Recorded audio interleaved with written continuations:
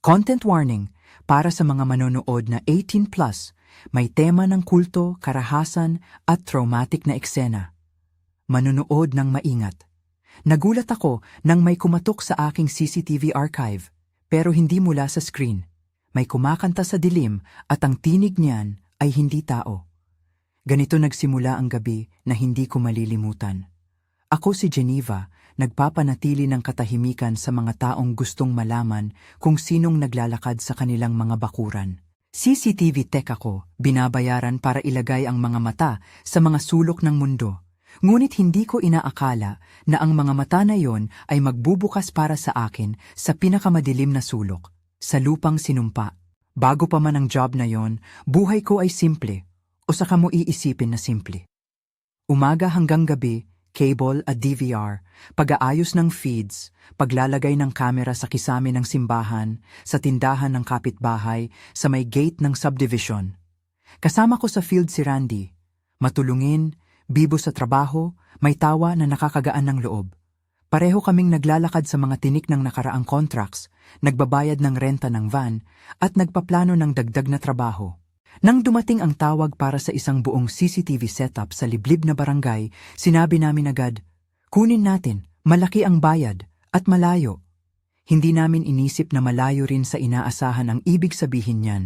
Ang unang pulso ng takot, ang simpleng katotohanang iyon na may sumusunod ay nagsimula sa opisina ko. Habang nire-review ko ang footage ng isang simpleng parke, may lumabas sa replay ng isang lalaki na tahimik na tumitindig sa labas ng frame at hinihintay ako.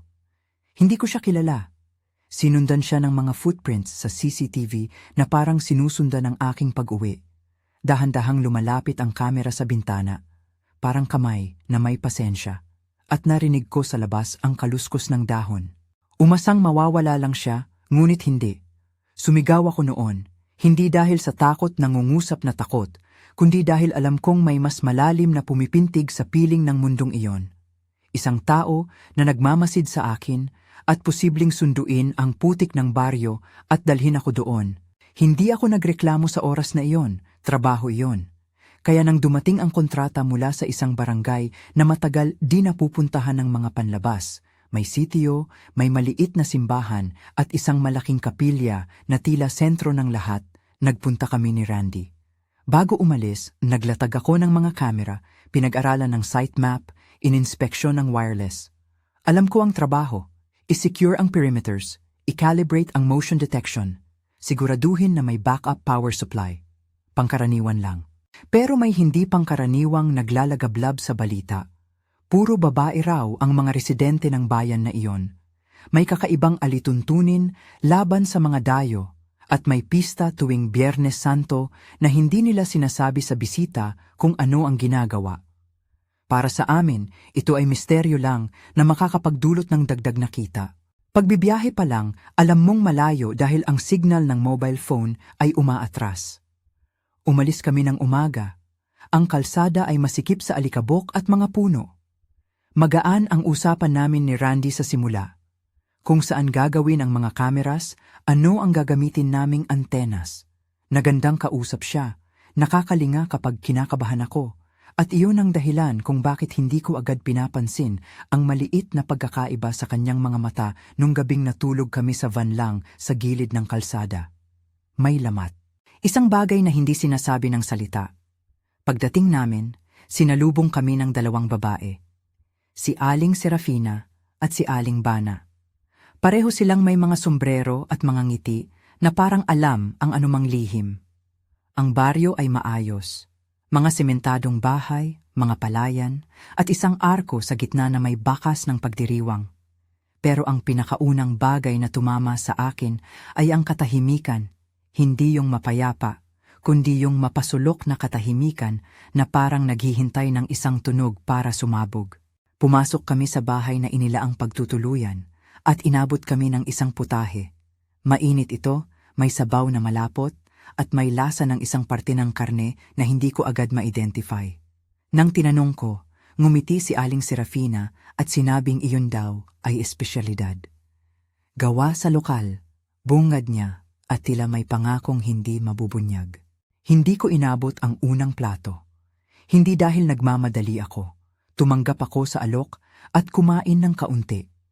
May kakaibang aftertaste, may anghang at may lasa ng bakal. Hilom ang hiwaga sa paligid. Sa gabi, nagkagamit ng rosaryo ang ilan sa kanilang mga daliri.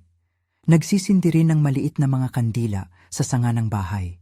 Hindi nila ito ipinagmamalaki, pero makikita mo sa kilos nila na ginagawa nila ito bilang bahagi ng isang mas malalim na sistema ng pag-asa, hindi isang ritual lamang. Nag-usap kami ni Randy sa gilid at sinabi ko na parang may mali sa pagkain. Binaliwala niya. Siguro galing lang sa baka, sabi niya, at nagmura ako sa sarili ko na patawarin ang isip ko sa pag-aalala. Ang unang gabi ay may musika ng mga kuliglig at ako'y nag-i-inspeksyon pa rin ng mga kamera. Sinubukan kong ikonekta ang mga feeds sa DVR, mabagal ang signal. Maganda itong view, sabi ni Randy. Mga bintana ng mundo.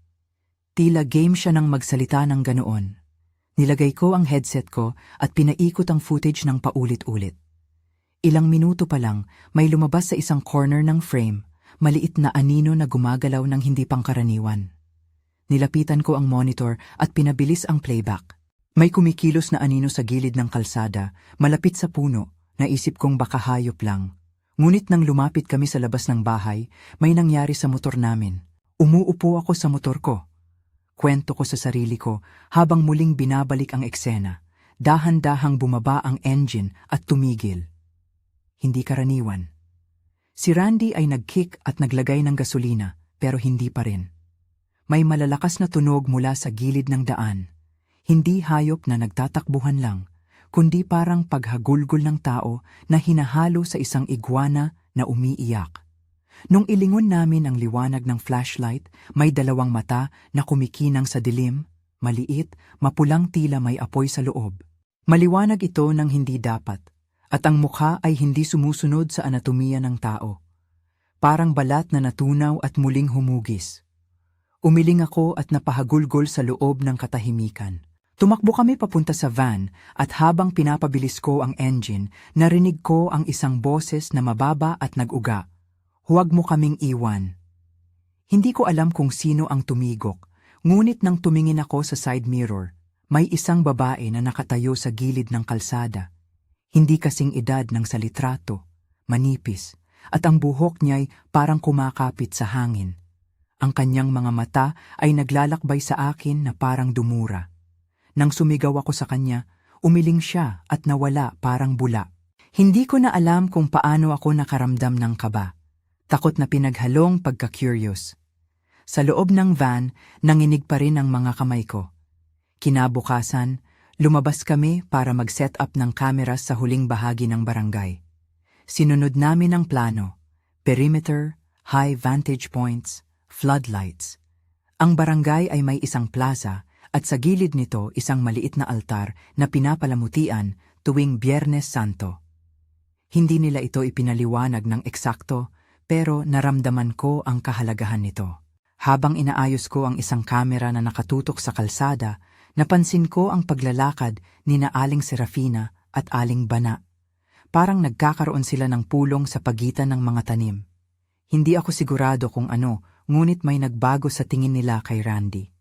May isang sulyap si Aling Serafina na parang nag-o-order ng isang pagpapatunay sa mata ni Randy.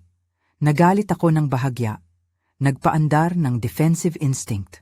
Sinubukan kong kausapin si Randy pagkatapos. Napansin mo ba yung mga titig nila? Tanong ko. Tumango siya at nagsabi, Oo, pero baka nag-aalala lang sila. Hindi ako nakumbinsi. Maya-maya, inimbitahan nila kami sa isang pagkain sa gusali ng barangay. Maraming babae ang nandoon, ang kalalakihan ay wala.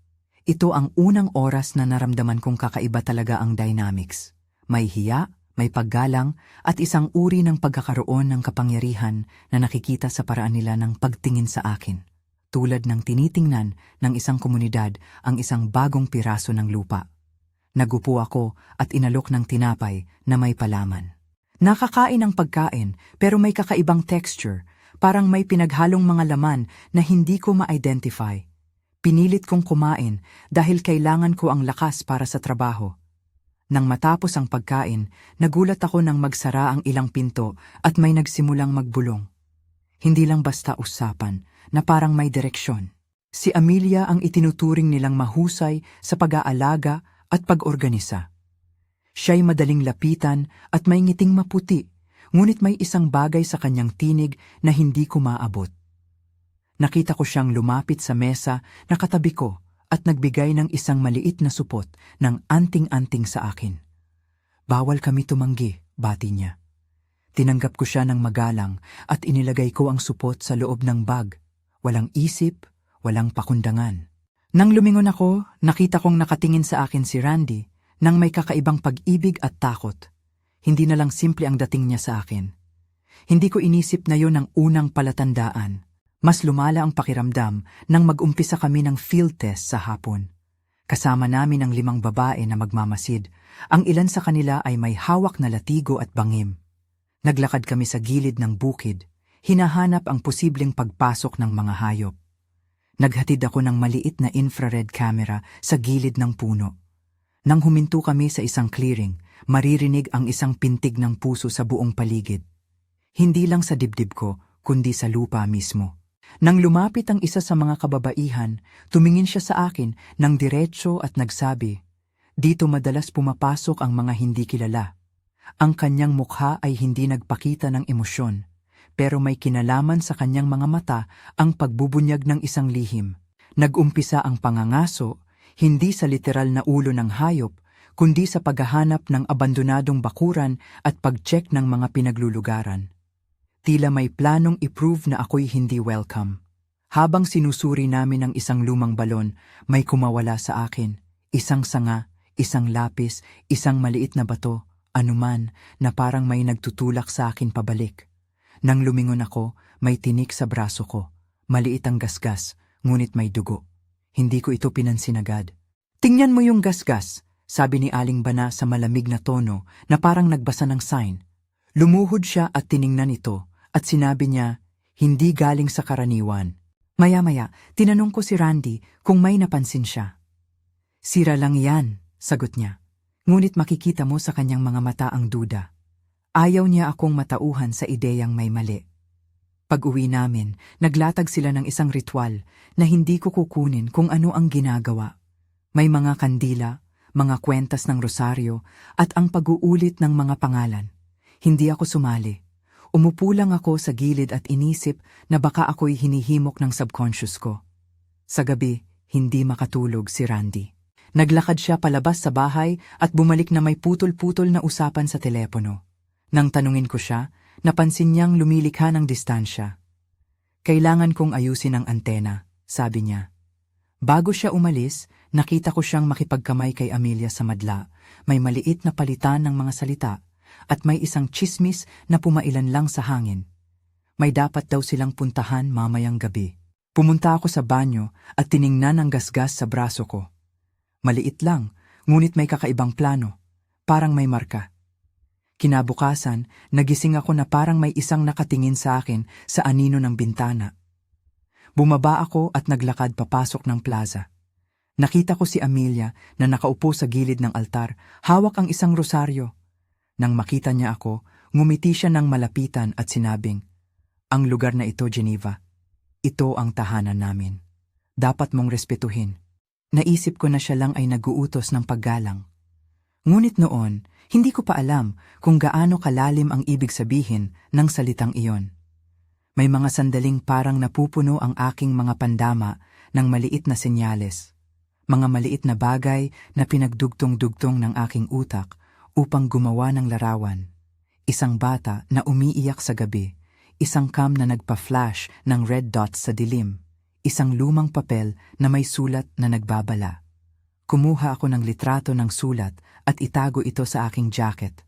May nasusulat doon na hindi ko maunawaan sa una, ngunit may paulit-ulit na simbolo, parang paikot-ikot na labi. Sa lahat ng oras na yon, si Randy ay tila mas nakikihalo sa kanila. Hindi ko lang maintindihan kung bakit. May mga gabi na nagiwan siya ng van at hindi agad bumalik. May mga gabi na nagpapasok siya sa mga kwarto ng mga babae para mag-usap ng tahimik. Isang gabi, Pinakinggan ko ang isa nilang bulong mula sa labas ng bintana habang inilalagay ko ang kamera. Narinig ko lamang ang kanyang pangalan, Randy, at isang salita na parang pangako, alagaan. Hindi ko maaari ipagkaila na ang selos at takot ay pumatong sa puso ko.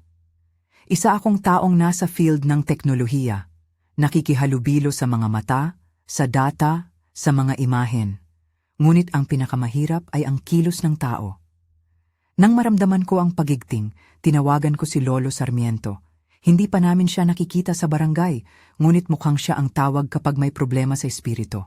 Siya ay albularyo, nakilala rin sa ilang lugar, at ako'y gumawa ng aming pinakaunang hakbang, humingi ng payo.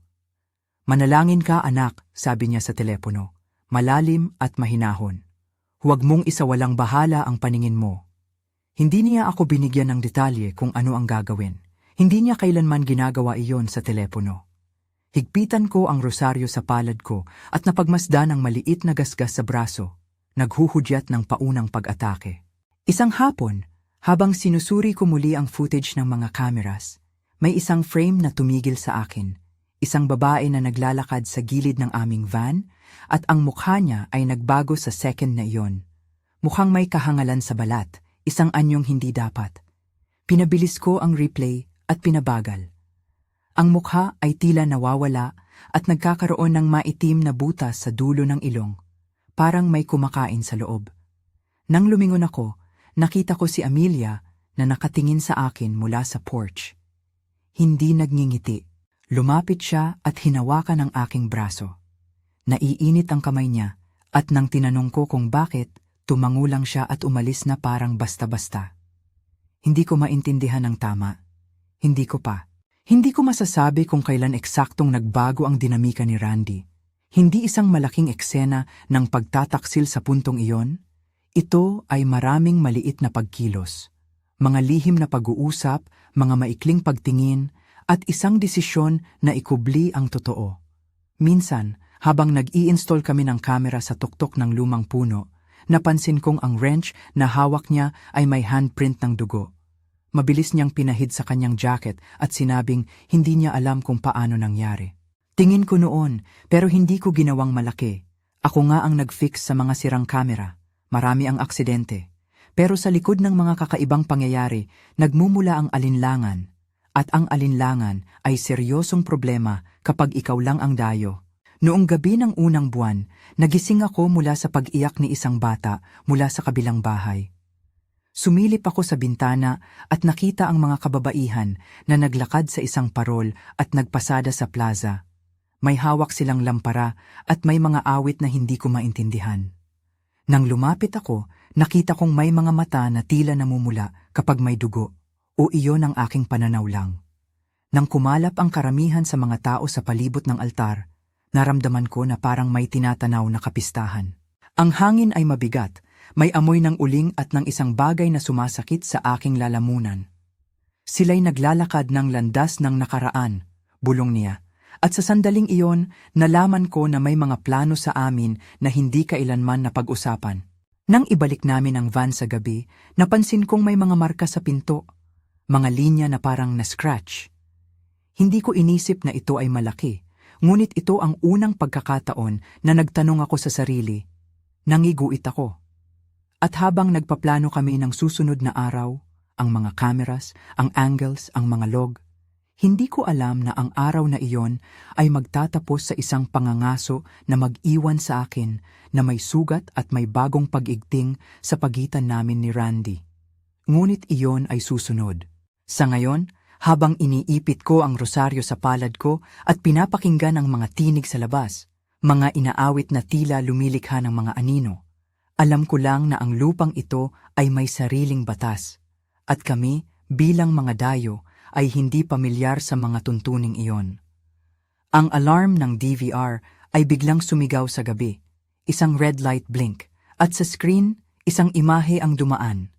Isang mukha na kilala ko ng husto at hindi na ko dapat nakita. Ngunit hindi pa iyon ang huling makita ko ng gabing iyon.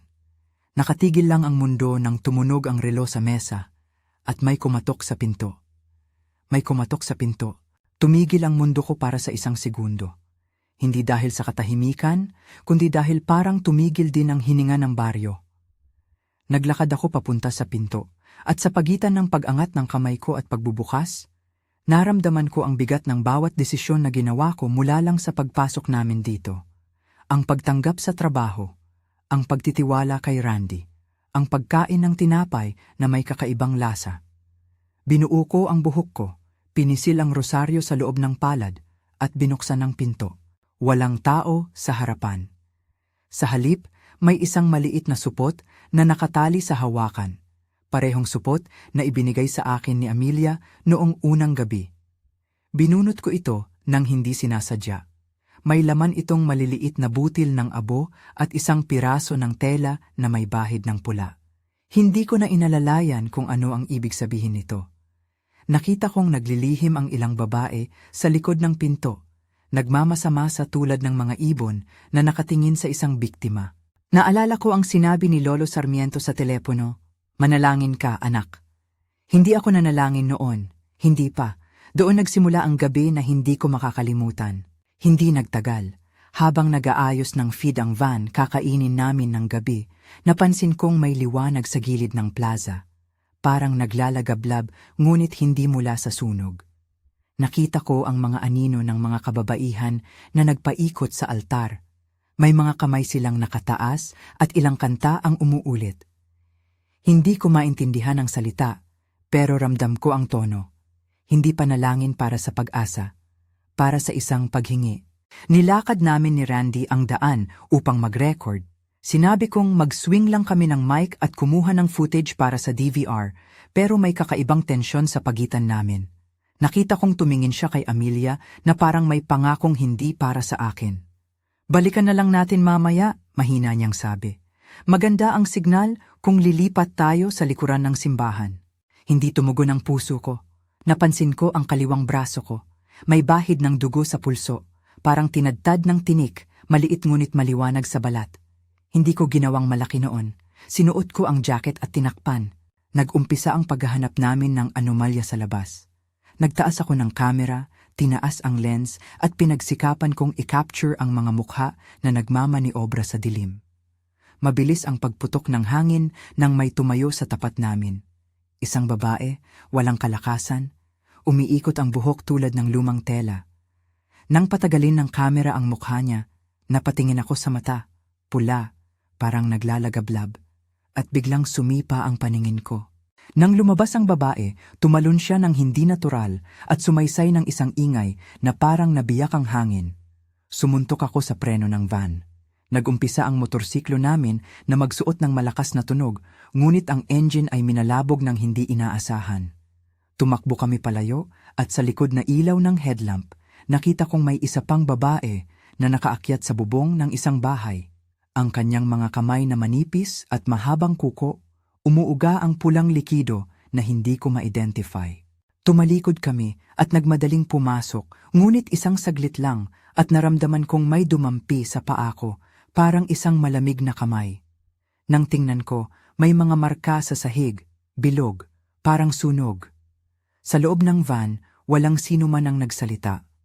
Si Randy, na dati isang tinig ng katiwasayan, ay nagsimulang humigpit sa bibig. "Mag-drive ka," sabi niya. At parang may pagod ang tinig. Hindi ako tumutol. Nagmaneho siya sa kalsada na hindi pa gaanong maayos pero hindi kami nakakalabas ng plaza. Ang mga ilaw sa daan ay parang naglalaho sa likod namin. May kumalat na mga anino sa gilid, mga babae na nakablusa, nakasuot ng mga damit na parang nalanta. Umabot kami sa dulo ng kalsada na parang hindi naalala ng mapa at doon napagtanto ko na parang nililigaw kami. "Huwag mong sabihin na nawawala tayo," punan ko siya habang humahawak sa grip ng pinto. "Parang naputol ang GPS," sagot niya, at ang pagkakasabi niya ay may maliit na maling katahimikan. Nang minaking ko ang kanyang mata, may mga luha doon o malalagkit na usok. May isang bagay sa mga mata niya na hindi ako kayang ihagis sa simpleng paliwanag. Nagbukas na ang gulo ng gabi. May kumalat na mga ibon sa itaas. Ang mga anino ay nagmumukhang pumasok sa van at may hawak ng isang bagay na parang tinadtad na laman. Hindi ko na hinala noon. Akong nawala. Naramdaman ko ang pagkatitig ng baryo at ang paghunhon ng hangin. Lumabas kami sa van at napasigaw ako nang makita ang sahig. May mga bakas ng paa na pabalik-balik parang naglalaro. Kilalanin mo ang lugar, sabi ni Amelia nang lumapit. Mahinhin sa unang tingin, ngunit may karga ng pag-utos. Hindi namin sinasaktan ang hindi karapat-dapat. Hindi ako umalis. Dumurot ang mga mata ko kay Randy at sa mga babaeng nakapaligid. May isang pagkakaisa na hindi ko maintindihan. Si Randy ay lumayo at tila may pinupusyaw siyang papel na iniabot kay Amelia. Hindi ko masundan ang usapan, ngunit alam kong may naganap. Naglakad ako papunta sa maliit na altar sa plaza. May mga tanda doon, simbolo ng lumang kasunduan, at naroon din yung piraso ng tela na nakita ko sa supot.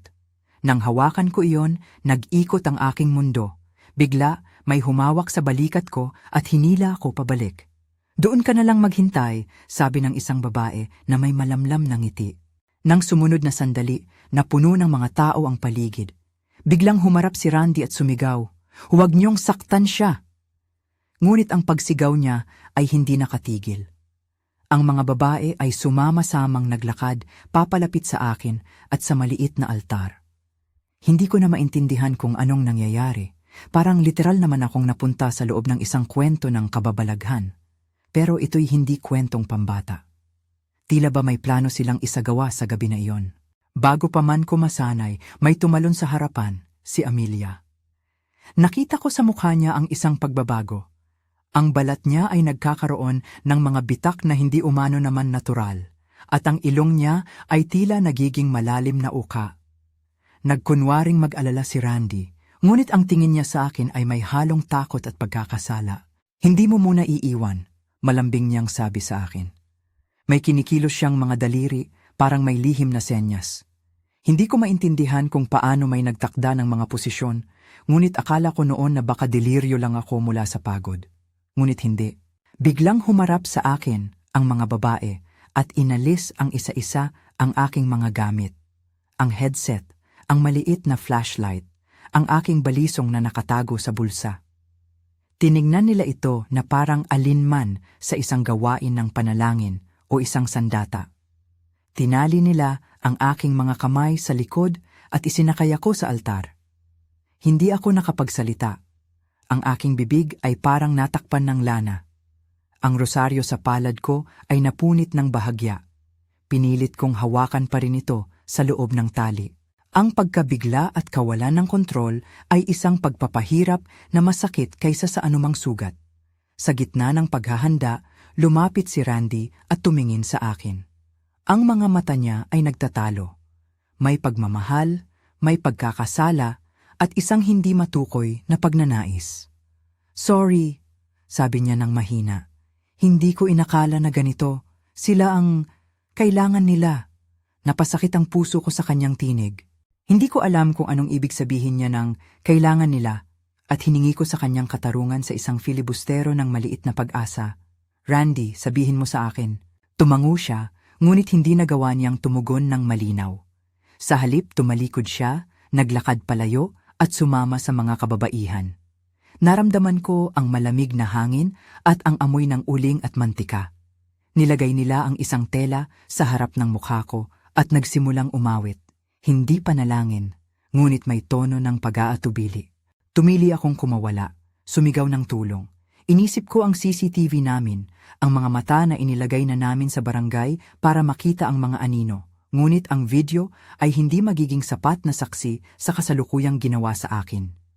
Ang lipunan ng baryo ay naubos at ako'y nasa gitna ng isang kwento na hindi ako bahagi noon. Sa isang saglit, may kumatok mula sa gilid. Hindi mula sa mga babaeng nakapaligid, kundi mula sa tumatawag na malapit, si Lolo Sarmiento. Narinig ko ang malalim niyang boses at tila may bitbit siyang tiyaga. Narinig ko kung paano niya nilubog ang mga salita ng pag-utos at pag-ampo.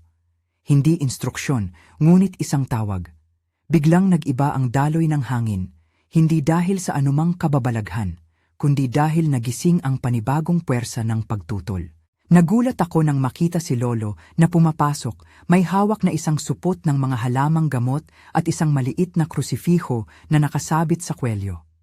Hindi nagpatumpik-tumpik ang mga kababaihan, may nagbuhos silang sigaw na parang hinila. "Alis! Alis kayo!" Sigaw ni Lolo na may kapangyarihan sa loob ng tono. "Huwag niyo siyang saktan!" May sumiklab na tensyon sa gitna ng plaza. Si Amelia ay tumingin sa kanya at ngumiti ng mapanlinlang. "Lolo," mahinang sabi niya, "hindi ito para sa kanya lang." Para bang nagbabadya ang kanyang boses ng isang kahulugan na mas malalim. Hindi ko alam kung paano naganap ang susunod. Nag-ambag si Randy sa pagkilos ni Lolo, ngunit hindi agad malinaw kung saan siya. May pagnanasang tumulong siya, ngunit may pag-aalinlangan din. Sa isang sandali, kumilos siya. May hawak ng isang matulis na bagay mula sa bag at humagis sa direksyon ni Amelia. Biglang nag-alsa si Amelia at may nasirang katahimikan. Nang aminin ko kung ano ang nangyari, naramdaman ko ang matalim na kirot sa pagitan ng lahat ng pinaghihirapan ko. Ngunit hindi pa doon nagtatapos ang labanan. Ang mga babae ay nag-unite at parang nag-iba ang anyo nila. Ang mga mata ay nagningning ng kakaiba, at ang kanilang mga kamay ay nagtaglay ng kakayahang magsala. May ilan na nagpadaba at lumukso, sinusubukang hilahin ako paibaba. Si Lolo ay nagwawala sa gitna, hindi sa pagtuturo ng mga ritual, kundi sa pagbibigay ng lakas sa pananalig. "Sagrado ang tao," ang sigaw niya. "Hindi niyo pwedeng gambalain ang dugo." Sumigaw si Randy at sumugod sa akin, hindi upang saktan, kundi upang muling iligtas. Sa isang pagkakataon na puno ng pagigting, nabira ang tali ko. Gumamot ang puso ko. Kumilos ako nang hindi ko naisip ang pinsala. Binaluktot ko ang balisong na nasa bulsa at kinuha ito ng parang instinct. Tumalon ako at tinira ang mukha ng isa sa mga sumasalakay sa akin. Ang kalaban ko ay sumigaw ng may kakaibang katahimikan at may dugo na nagdilat sa balat niya. Umiling siya at saka natumba. Ngunit hindi lahat ay bumagsak. May tumulong na babae na yumakap sa akin at tinulak ako pabalik. Sa gitna ng pag-ikot ng mga katawan, napatingin ako kay Randy. Ang mga kamay niya ay may duguan at ang mukha niya ay naglalaman ng isang desisyon. "Umalis ka!" sabi niya at nilusong ang sarili sa pagitan ng akin at ng mga babae. "Lumabas ka, Geneva. Tumakbo ka!" Hindi siya nagtanong kung bakit, nagbigay lang siya ng utos. Sinunod ko siya sa labas ng plaza at tumakbo kami sa dilim. Sa bawat hakbang, naririnig ko ang pag-uga ng mga bawal na kanta at ang marahang pag-argo ng hangin. Hindi kami tumigil hanggang makarating kami sa van. Hindi kami umalis agad. Ang pagkakita sa muling pag-ulan ng mga mata ni Randy at ang kanyang pagpupumilit na iligtas ako ay parang pagpasok sa dalawang tunay na daigdig. Ang lalaki na kilala ko at ang taong pumili ng kabilang panig. Sa loob ng van, napagkagulo kami. Huminga kami ng malalim at tinuklas ang mga sugat. Maliit man ang mga ito, may malalim na bakas sa kaluluwa. "Anong nangyari?" tanong ko. Hindi niya nasagot ng maayos. "Hindi ko sinasadya," bulong niya. "Ginawa ko ito para sa atin." Hindi ko alam kung anong ibig sabihin niya. Para sa atin na may kasamang pangako at takot. Hindi ko rin alam kung dapat ko siyang siraan o yakapin. Nagbalik kami sa bahay na aming tinuluyan at naglatag ng mga band-aid at madaling gamot. Tinanggal ko ang maliit na supot ng tela at pinagmamasdan. Sa loob, may isang piraso ng papel, isang listahan ng pangalan. Ako ang huli. Mayroon ding petsa, ang Biyernes Santo. Biglang naging malinaw na ang planong iyon ay hindi aksidente. Ito ay umaabot na sa pagkakahanay ng mga ritual ng baryo. Nang nahanap ko ang listahan, lumubog ang dagat sa dibdib ko. Ang bangis ng pagtataksil ay tumibay. Kinabukasan, nagising kami sa tunog ng pag-iyak ng isang bata mula sa kanto. May mga nag-uusap sa labas at naririnig ang bulong na parang may pagitan, huwag na, at huli na. Naglakad ako papunta sa altar at nakita ko ang mga bagong marka sa lupa, maliliit na butas, parang may idinagdag sa angkan. Tinanong ko si Randy kung ano ang ibig sabihin ng listahan at kung bakit ang pangalan ko ang huling nakasulat. Hindi siya sumagot ng direkta. Sinabi lang niya, may kasunduan sila sa loob ng baryo. May bayarin at may pagbibigay. Tumigil ako. Ang mga salita niya ay parang malabong karayom sa puso. Hindi ko mawari kung kailan nag-iba ang relasyon namin, kung kailan nagbago ang lalaki na aking pinagkakatiwalaang tapat sa isang taong may kukobong lihim. May mga sandaling doon na nag-iwan ng tanong. Anong nangyari sa pagitan nila? Paano niya naisip na isama ang pangalan ko sa isang listahan? Ngunit mas mahalaga sa akin, sa oras na iyon ang buhay ko. Hindi namin pinanghawakan ng umaga. Pumunta kami ng bahay ni Lolo. Nang marating namin siya, nakita ko na may mga marka rin ang kanyang mukha, mga pilat at pagkakalbo ng balbas dahil sa usok. Pinipigilan ko sila, ang sabi niya, nang may pagod ng ngiti. Pinipigilan ko gamit ang lumang pangalan. Hindi niya kailanman nagbigay ng detalyadong paliwanag. Inaakyat niya ang mga kamay at nagdasal. Hindi siya nagturo ng mga hakbang. Naglagay lang siya ng kamay sa aking ulo at bumulong ng isang maikling panalangin na hindi kailanman naging instruksyon kundi paalaalang may pag-asa sa gitna ng napakalabo. Sa gabi ng Biyernes Santo, hindi kami nakatulog. Alam ko na may pagdiriwang na magaganap sa plaza at ang plano ng baryo ay maging kumpleto. Tumungo kami sa van at nagbanat ng plano. Kami ay maglalakad ng tahimik papunta sa gilid at susubukan naming lumikas kung magkagayon. Ngunit habang naglalakad pa kami sa paligid, may nakita kaming bagong palamuti sa altar, isang bagong tela at ilang bagong kandila. Sa gilid, may mga babae na nagtitipon. Nang malapit kami, napatingin si Amelia sa amin. Narito na kayo, malambing niya. Handa na kami. May isang likaw sa kanyang mga mata na hindi komportable. Bago pa man nagsimula ang galaw, tumalo ng isang babae at nagdulot ng gulo. Mga apag na kahoy ang nagliyab at may maliliit na ilaw na sumiklab. Ang hangin ay parang nagbago. May isang kakaibang ukol ng kalikasan. Sumigaw si Lolo at sinimula ng isang himig. Hindi siya nagbigay ng instruksyon kundi nag-anyaya ng lakas. Tinatamaan kami ng mga anino at may mga kamay na naglalaban. Sa gitna ng kaguluhan, may lumabas na isang anino na mas malaki kaysa sa iba, si Amelia. Ang pagbabago sa kanya ay hindi lamang pang-anyo. Ito ay literal na pagkakasala. Ang kanyang mukha ay nagbago. Ang kanyang panga ay bumuka ng hindi natural at ang mga mata niya ay naglalagablab. Sa isang iglap, umupo siya sa altar at tinawag ang lahat. Dala na ang bulong niya. Kunin ninyo ang nararapat. Hindi ko na kinailangang mag-isip. Tinulak ko ang mga tao at tumalon sa harap. Sa mga kamay ko ang balisong at rosaryo, hindi bilang magic, kundi bilang anino ng aking hangarin na mabubuhay. Si Randy ay nasa aking tabi, nagngingit-ngit ang mukha niya at halatang nagtataglay ng bigat. Hindi tayo papayag, sabi niya at nagpumilit. Ngunit sa sandaling iyon, nakita ko ang isa sa mga observant, isa sa mga babaeng nagmamasid, sumugod sa amin. Nagkaroon ng labanan. Hindi ko maipaliwanag ang mga tunog, hunos na pag-iyak, patak ng kahoy, pag-igting ng balat. May isang sandaling tila ang lahat ay mabagal. Ang rosaryo ko ay dumapo sa unan ng aking tenga at ang isa sa mga babae ay nakahawak sa aking liwanag. Sa isang supresibong sandali, naglakas loob si Randy at sinaksak si Amelia, hindi isang dagdag na taktika kundi isang desperadong hakbang. Ang tinusok niya ay hindi ang kanyang katawan. Parang siya mismo ang pumuwesto sa pagitan ng akin at ng panganib. Biglang bumagsak si Amelia at ang mga babae ay tila nabigla. Para silang inihiwalay sa isang himala at isang sumpa ng sabay. Naramdaman ko ang pagkawasak ng lupa at ang pag-ibig ni Randy na nagiging matalim na armas. Siya ay lumuhod at nakita ko ang dugo sa mga kamay niya. Hindi ko sinasadya. Bulong niya. At sa mga salita niya ay may pag-asa at pagkakasala. Ngunit hindi pa tapos ang gabi. Mabilis na nag-ikot ang lahat.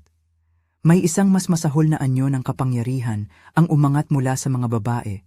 Ang kanilang mga mukha ay parang nawawala sa katotohanan at ang mga mata ay nagliliwanag ng pulang apoy. Si Lolo ay biglang nag-ulan ng isang mapayapang awit, hindi para magturo ng lihim, kundi para mag-iwan ng lakas sa mga taong ayaw sumuko. Tawagin ninyo ang inyong sarili sa Diyos, sigaw niya, at ang mga salita niya ay hindi utos, kundi paalala. Nagpatuloy ang pagigting hanggang sa dumating ang sandaling nagpaurong sa akin mula sa takot. Si Randy, sa kanyang pagnanais na itama ang mali, ay nagbigay ng sarili niyang sakripisyo. Tumayo siya sa harap ni Amelia at sumigaw, "Hindi ko kayo papayagan." Sa ungol ng kanyang tinig, may nagbago sa mukha niya. May isang bagay na nasa loob niya na napilitan. Pinilit niya ang sarili na itulak si Amelia palayo at sa pagkakataong iyon, may isang pagigting ng lakas na parang isang bagyo na sumunod. Hindi ko na napanood ang buong eksena. Nakita ko lang ang isang paggalaw na puno ng dugo at pag-iyak at sa pagtatapos, si Amelia ay nakahandusay at hindi gumalaw. Napabuntong hininga ang mga kababaihan. Nagliwanag ang mga mata ni Lolo at may isang katahimikan na dumaloy. Hindi matanto agad ng sino man ang mga nangyari. Si Randy ay nakaupo sa lupa, may mga sugat at may mga paghila sa kanyang dibdib. Ang mukha niya ay nag-iba, may libreng paghilom at may sugat na hindi mabilis maalis. Nang tumingin ako sa kanya, nakita ko ang isang tao na nawala ng anything na maaari kong tawaging pagkakakilanlan. Hindi dahil siya ay naging kriminal, kundi dahil nagbigay siya ng lahat para sa akin. Matapos ang unos, naglakad kami papunta sa bahay. Hindi kami nakapag-usap ng maayos, ang katahimikan ay mas mabigat kaysa pagkasunog. Nang umaga, dinala kami sa ospital. Hindi ko alintana ang mga tanong ng mga doktor. Ang sakit at ang takot ay napuno ng mga bagay na hindi ko maintindihan. Sa ospital, tinanong kami ng pulis. Hindi sila nakapagsabi ng maraming bagay sa amin. Si Randy ay kinulong para sa maikling oras, ngunit pagkatapos ay binigyan siya ng medikal na atensyon. Ang mga salaysay ng baryo ay umikot, ang mga pangalan sa listahan ay nawawala, ang mga babae ay naglaho. Hindi ganap na malinaw kung ano ang nangyari sa likod ng pinto ng baryo. Ang tanging bagay na malaman ko ay na may mga marka sa katawan ko at sa isip ko na hindi mapapantayan. Sa mga sumunod na buwan, naghilom ang mga sugat, pero hindi ang takot. Nagdala ang mga peklat ng alaala sa akin, mga saglit na paggalaw, mga bulong sa gabi at ang pag-ibig na nasira. Si Randy at ako ay nagkaroon ng mahahabang pag-uusap. May mga gabi na tumigil siya sa pagpasok sa sobrang lawak ng guilty. May mga gabi na nagmakaawa siya. Sinubukan kong intindihin ang kanyang kalungkutan, ngunit hindi madali. Pumunta kami sa counseling at sa paglipas ng panahon, natutunan kong ang pagpapatawad ay hindi isang-isang sulyap na gawain. Ito ay paulit-ulit, masakit at may mga sandali ng pag-aalinlangan. Lumipas ang 8 taon, nagbago ang buhay ko at ang mga alaala ay pumapaloob sa likod ng aking dibdib tulad ng mga lumang CCTV recordings, mga file na hindi ko kayang burahin pero maaari kong i-archive. Nakatira ako ngayon sa ibang bansa. Ang pangalan ko ay tahimik at ang hanay ng aking trabaho ay nagpatuloy. Hindi ko iniwanan ang teknolohiya na nagbigay daan sa akin sa unang pagsubok. Nagtrabaho ako sa mga kumpanya ng seguridad at kung minsan kapag nagre-review ako ng footage, lumilitaw pa rin ang anino ng gabi na iyon. Ngunit may isang bagay na nagbago sa akin. May tapang ako ngayon na harapin ang mga anino. Si Randy? Hindi kami nagkahiwalay ng may galit. Nagbigay siya ng malaking sakripisyo, hindi lamang para pagligtas ng aking buhay, kundi para sa pag-ahon mula sa kanyang sarili. Siya ay nagbayad ng isang mabigat na presyo. Hindi niya kailanman na ibalik ang lahat ng sinira. Ngunit sa kanyang pag-amin at sa kanyang mga gawa, may puwang ng pagpapatawad na unti-unting lumago. Hindi ko tinawag na madali ang pagpapatawad. Umabot ng taon ang aming proseso. May mga gabi pa ring binubulay-bulay ko ang ginawa niya. Ngunit may araw din na nag-iisa kaming naglalakad at nag-ayos ng mga lumang kamera at sa tahimik na paraan nagtatag ng isang bagong uri ng pagtitiwala. Hindi perpekto, hindi buo, ngunit may hangarin. Ang baryo? Nanatili itong isang misteryo na puno ng mga alamat. May mga nagsasabing na wala sila agad matapos ang insidente. May iba na nagsasabing may mga pag-aresto at may ilan na tumahimik na lang. Ang listahan sa supot ay nawala. Wala kaming natanggap na opisyal na paliwanag. Ngunit alam ko ang isang bagay, may mga bagay na hindi mo kailangang intindihin ng lubos para matakot. Ang katotohanan ay madalas masakit kaysa alamat. Minsan, sa gabi, binubuksan ko ang aking DVR at pinapakinggan ang mga lumang footage. Hindi para balikan ang takot, kundi para tandaan na buhay ako at may magagandang dahilan para magpatuloy. Naaalala ko ang rosaryo na minsang pinisil ko habang nakatali sa altar. Ngayon, nakahawak pa rin ako ng rosaryo.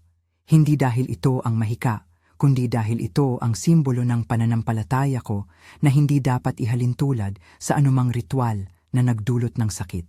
Ito ay paalala na may isang bagay na mas malaki sa atin na maaaring magbigay ng lakas at hindi ito ginagamit bilang pangako ng mabilisang lunas. Kung may aral man sa kwentong ito at hindi ko gustong magmura ng moralismo, ito ay ang paalala na ang tunay na panganib ay hindi palaging nasa anyo ng halimaw. Minsan, nasa anyo ng mga taong pinapaniwalaan mo. Matutong magtanong, magtiwala ng tama, at alagaan ang sarili. Ang pagkalinga sa sarili ay hindi pagiging egoista. Ito ang pagtanggap na may karapatan kang mabuhay nang hindi sinusunog ng takot. Ngayon, hindi ko na ina-schedule ang buhay ko sa takot. Lumipad ako papuntang ibang bansa, nagtrabaho ng matagal at nagkaroon ng mga bagong kaibigan, mga ordinaryong tao na may mabuting intensyon. May mga araw na may biglaang pangungulila at mga tagpo na bumabalik sa alaala. Ngunit habang tumatagal, natututunan kong ang pagpapagaling ay isang proseso, hindi isang event. Ang peklat sa braso ko ay nagiging parte ng akin, hindi pangit, ngunit bahagi ng isang kwento na minsang ginising ang aking katapangan. Bago ako magwakas, may hiling ako sa inyo. Kung naranasan ninyo ang anumang uri ng panggigipit, paninira, o pagtaksil, huwag kayong matakot humingi ng tulong. Kumonekta sa mga kaibigan, pamilya o profesional. Hindi kayo dapat nag-iisa sa laban.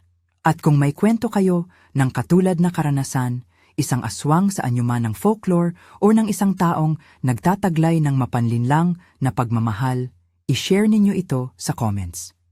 Ang mga kwento natin ang nagbubuo ng kaligtasan. Maraming salamat sa pakikinig. Kung nagustuhan ninyo ang kwento at nais ninyong marinig pa ang iba pang totoo o posibleng mga kwento ng aswang mula sa iba pang lugar, mag-subscribe at i-share ang video na ito. May iba pa kaming playlist ng mga aswang confessions na maaaring makatulong sa inyo na maintindihan ang iba't ibang mukha ng takot, hindi para magpalaganap ng panibagong takot, kundi para magbigay ng paalala, maging mapagmatsyag at alagaan ang isa't isa.